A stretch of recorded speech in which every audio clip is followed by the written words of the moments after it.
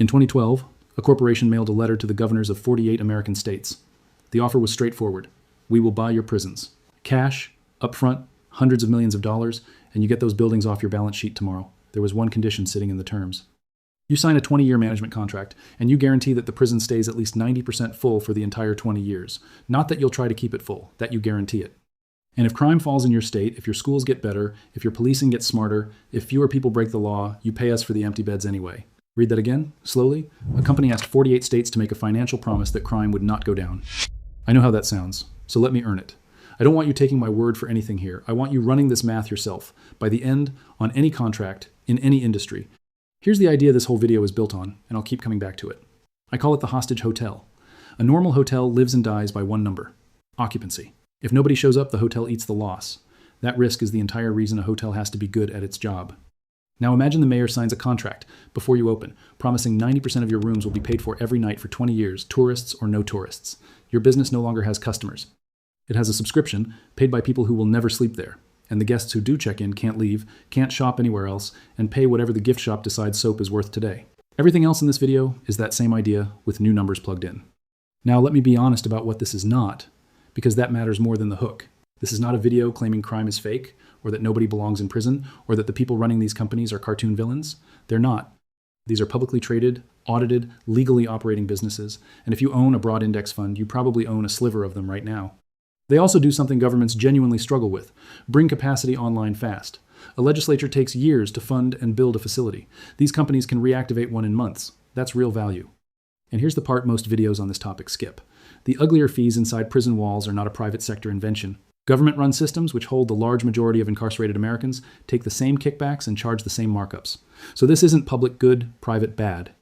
It's about one contractual structure and what it does to incentives, no matter who signs it. Let's build it from the ground up. Say you run a 1,000-bed facility, and the government pays you $80 per person per day. That's a per diem, the same way a hotel has a nightly rate. Full house is $80,000 a day, about $29 million a year. Now crime drops 20% and your population falls to 800. Revenue drops to about $23 million. You just lost $6 million because your community got safer. That's normal business risk. Every hotel and airline on earth lives with a version of it. Now, insert one sentence into the contract. Occupancy shall not fall below 90%. Your floor is now 900 beds, $26 million guaranteed. Crime can fall as far as it likes. If only 800 people are inside, taxpayers write you a check for 100 phantom residents anyway. Roughly $3 million a year for beds holding nobody. Run that number in your head and notice what changed. The facility's revenue is no longer connected to how many people are actually incarcerated. It's connected to a clause. And a clause doesn't care about crime rates. Here's where it stops being hypothetical. In 2013, a research group called In the Public Interest pulled 62 private prison contracts through open records requests. 65% of them contained occupancy guarantees. The range ran from 80% up to 100%, with 90% the most common number. Arizona had 3 contracts at a full 100%. Oklahoma had 3 at 98%. And in Colorado, where crime had fallen by about a third over a decade, the state kept a private operator's beds full, while its own public prisons sat partly empty, an estimated $2 million wasted doing it. I'll flag this honestly. That study is over a decade old, and it's still the most systematic contract-level data set anyone has published. That gap tells you something. And I want to be fair about how that 2012 letter ended. No state took the deal. Not one. That's the honest footnote. But notice why it made headlines. Not because the terms were new, but because someone finally put them in writing, all at once, to 48 governors. 90% quotas were already sitting inside contracts states had signed years earlier. So does the model still exist in 2026? It moved. Today, the guarantees live mostly in federal immigration detention contracts, and they're not called quotas anymore. They're called guaranteed minimums. The Government Accountability Office looked at this and found that in a single month, May 2020, Immigration and Customs Enforcement paid about $20.5 million for more than 12,000 beds per day that held nobody. 1 month, $20.5 million. Now here's the cleanest example of the hostage hotel I've ever seen on paper. Earlier this year, a contract for a family detention facility in Dilley, Texas became public because a lawyer attached it to an email by mistake. The terms: about $15.6 million a month, roughly $13.1 million to operate plus $2.5 million for medical services, paid as a fixed monthly fee, regardless of how many people are actually inside. The agreement runs through March 2030. Let me show you the number. $15.6 million a month is about $187 million a year. The facility holds up to 2,400 people. Completely full, that's roughly $213 per person per night expensive, but arguable. With 600 people inside, the same payment works out to around $860 per person per night. Same building, same contract. Nobody broke a rule. The cost per person quadrupled because fewer people were detained.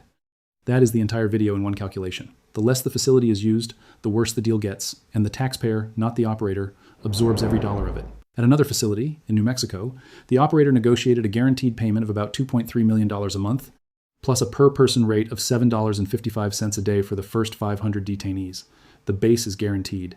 The actual human being is worth $7.55. The contract tells you exactly where the money lives, and it isn't in the service. Now, the second half of the model, what happens to the guests once they're inside?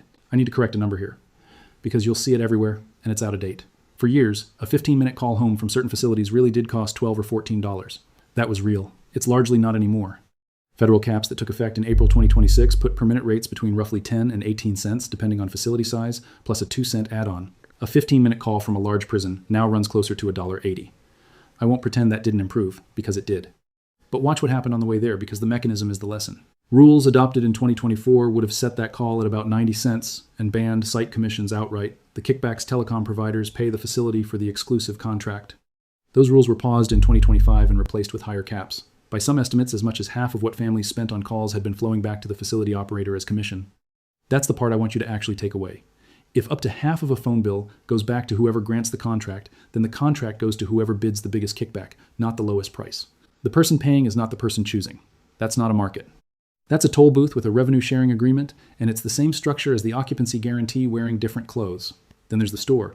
Federal facility jobs pay around 12 cents an hour at the bottom, up to roughly $1.15 in prison industries. Across states, the average for ordinary jobs sits near 63 cents an hour, and about 7 states pay nothing at all for regular assignments. Meanwhile, a 9-month investigation across 46 states found markups like a denture cup at over 600% in Georgia, and reading glasses in Vermont at more than $15, about 5 times the drugstore price. Run the arithmetic. At 12 cents an hour, a single bar of soap costs about 18 hours of labor, 2 full working days for soap. And here's the number that closes the loop. Researchers found per-person commissary spending in sampled states of about $947 a year against annual prison wages of roughly $180 to $660. Spending exceeds earnings every year by design, which means the store isn't really being funded by the incarcerated person at all. It's funded by a mother in another state wiring money in. In Florida, one 5-year commissary contract worth $175 million pays the corrections department a commission of about 36% on marked up items. That's the gift shop in the hostage hotel, and the bill goes to the family. Now, let me give you the strongest version of the other side, because it's stronger than critics admit. Fixed costs are genuinely fixed. You cannot staff a facility on the theory that it might be empty next Tuesday. Guards, medical, food service, utilities, those exist whether one bed is occupied or 1,000. If a company bears all the occupancy risk, it will simply price that risk into a much higher per diem, and taxpayers pay for it that way instead. Guaranteed minimums are, honestly, a rational answer to a real problem. So the argument was never that guarantees are inherently corrupt. The question is narrower and more useful. How high is the floor? How long is the term? And who eats the downside if the world improves? A 90% floor for 20 years isn't risk sharing. It's risk transfer with a lock on it.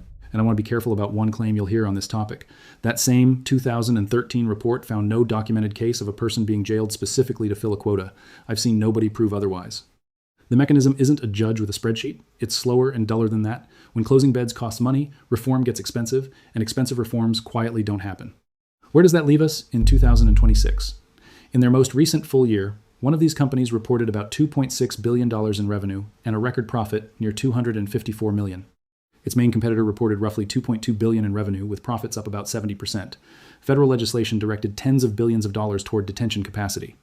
And on one of those earnings calls, an analyst expressed disappointment that the detained population was only a little over 70,000 when the market had expected 100,000. Sit with that sentence. Somebody was disappointed that not enough people were locked up, not because he's a monster, because the model he was handed prices human beings as occupancy. So what do you do with this? There are 2 loud answers, and neither is honest. One says these are efficient operators saving taxpayers money, full stop. The other says they're evil, and that ends the analysis. The quiet third answer is duller and far more useful. Read the contract. Whenever you see a private company operating a public service, prisons, toll roads, parking meters, ambulance networks, ask 3 questions. Is there a guaranteed minimum? Who pays when demand falls? And who collects a commission on the captive customers inside? Those 3 questions take about 10 minutes to answer on most public contracts, and they'll tell you more than any headline will. If you invest, ask the same about revenue quality. Contractually guaranteed revenue looks like safety on a spreadsheet, and it's also the revenue most exposed to a single policy change. Here's the whole video in one line. A normal business has to earn its customers.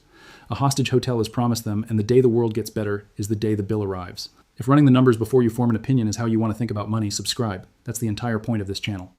We do the arithmetic so you never have to take anyone's word for it, including mine. I'll see you in the next one. Character count, 13,267.